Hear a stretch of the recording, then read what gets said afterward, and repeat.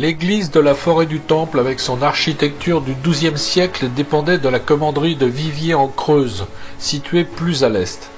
Elle était à l'origine la chapelle du Temple sur le domaine des Templiers. Ce domaine était composé par la résidence du commandeur, par des terres, d'un moulin, d'un étang, de granges et d'une forêt. La chapelle fut érigée en cure, avec Saint Blaise pour patron au XIIIe siècle, et le commandeur de Viviers y faisait les nominations. Les supports ornementaux représentant des personnages, que l'on peut voir placés en saillie au fait des murs extérieurs afin de soutenir les corniches, sont appelés des modillons.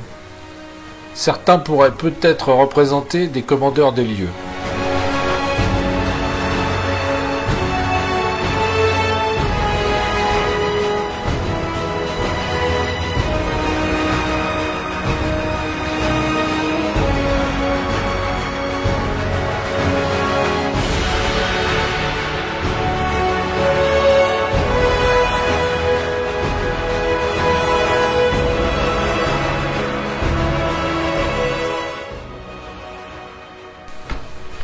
La chapelle templière de la Forêt du Temple a été bâtie selon des règles très précises. La plupart des lieux de culte chrétien bâtis au XIIe et XIIIe siècle utilisent l'énergie tellurique générée par la friction de deux cours d'eau souterrains. La qualité de cette énergie ascendante était optimale lorsqu'elle coïncidait avec un croisement de réseaux solaires, appelé aussi grand réseau global, ou le réseau sacré. Ce réseau est bénéfique, il tire toute son énergie du soleil. C'est le seul réseau à être cosmique et non tellurique. La chapelle de la Forêt du Temple n'est pas seulement un lieu de recueillement, c'est avant tout un lieu d'activation énergétique. Elle est une chapelle agissante active. Quand on y pénètre, on envoie l'énergie et l'énergie des lieux répond. On observera que des chapiteaux, des colonnes ne comportent pas de figures habituellement sculptées dans les églises traditionnelles, bestiaires ou personnages.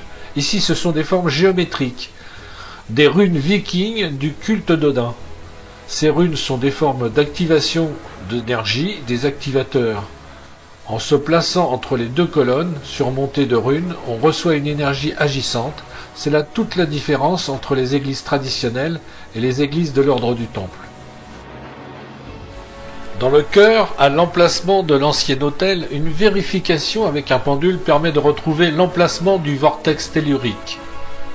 Les hosties placées à cet endroit se chargeaient en énergie, énergie qui était ainsi transmise à la communion aux fidèles. L'hostie servait en quelque sorte de support à une information cosmotellurique. Sur un des chapiteaux, on remarque des symboles sphériques.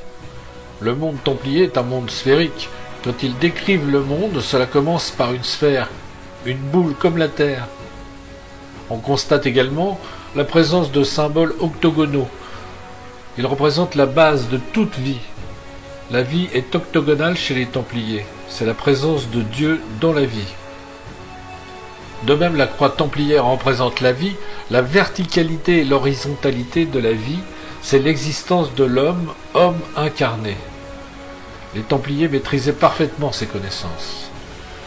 Si vous passez un jour dans cette région du nord de la Creuse, allez visiter cette chapelle. Vous constaterez par vous-même l'incroyable énergie qui en émane.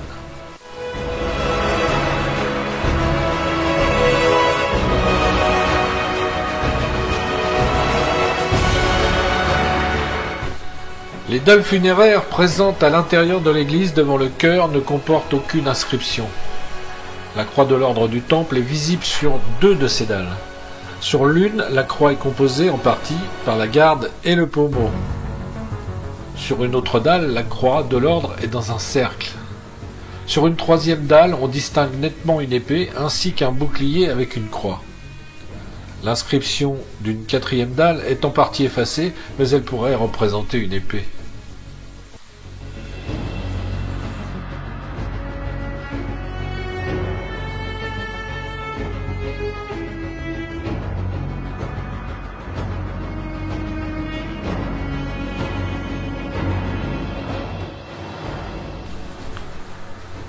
La croix en granit au milieu du cimetière porte la date 1087.